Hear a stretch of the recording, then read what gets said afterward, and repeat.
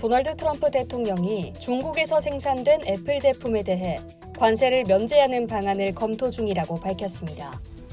미국 주요 매체의 보도에 따르면 트럼프 대통령은 현지 시간으로 20일 텍사스주 오스틴에 위치한 애플의 공장을 방문한 자리에서 팀 쿡 애플 최고 경영자에게 이같이 말했습니다. 쿡 CEO는 미중 무역 전쟁이 본격화한 이후 지속적으로 로비를 벌여왔는데요. 지난 8월에는 트럼프 대통령에게 직접적으로 삼성과 경쟁하기 힘들다고 하소연을 하기도 했습니다. 대체 천하의 애플이 어떤 처지기에 쿡 CEO가 애초에는 사이가 좋지 않았던 트럼프에게 무릎을 꿇고 아쉬운 소리를 했을까요? 애플은 대중국 관세를 면제받지 못하면 삼성전자와의 정면 승부는 꿈도 못 꿉니다. 중국 관세의 영향력이 크기 때문입니다. 애플은 아이폰 등 주요 제품 대부분을 중국에서 생산합니다. 삼성전자처럼 생산 조립 라인을 갖고 있지 않은 애플은 제품의 90%, 금액으로 환산하면 연간 100조 원어치를 중국에서 조립하고 생산하고 있습니다. 애플의 지난해 수익 약 2,600억 달러 가운데 510억 달러를 중국에서 벌어들였습니다.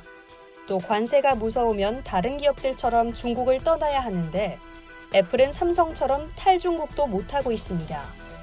그동안 제조업체 인력을 교육하는데 너무 많은 자원을 투자했기 때문입니다. 아웃소싱을 통해 제품을 생산해온 탓에 저숙련 노동자에 대한 교육 비용으로 중국의 임금이 상승하더라도 중국에서 철수하기가 어려운 것이죠.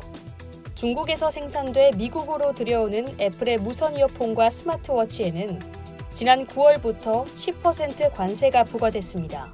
미국은 협상이 불발되면 오는 12월 15일 스마트폰 등 1,560억 달러 규모의 중국 수입품에 15% 추가 관세를 부과할 예정입니다. 관세 부과 때문이 아니더라도 애플은 삼성과 경쟁하기 더욱 힘들어질 전망입니다. IT 업계에선 내년 스마트폰 트렌드를 5G, 폴더블 등으로 예상하는데요. 업계에 따르면 애플은 2020년 하반기에 출시되는 아이폰 12 시리즈를 5G 모델로 내놓을 것으로 알려졌습니다.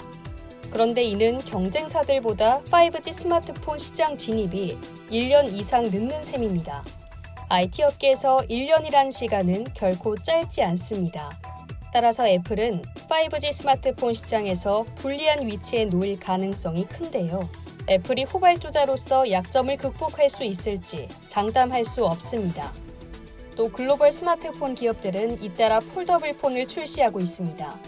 삼성전자의 갤럭시 폴드, 화웨이의 메이트 X, 모토로라의 레이저 등 계속해서 폴더블 신제품이 나오고 있는데요.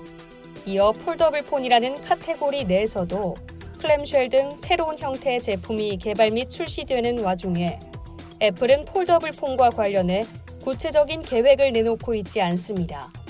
대통령까지 나서서 보호해주는 애플이 어떤 제품으로 소비자에게 다가올지 주목됩니다. 이상 열조튜브였습니다.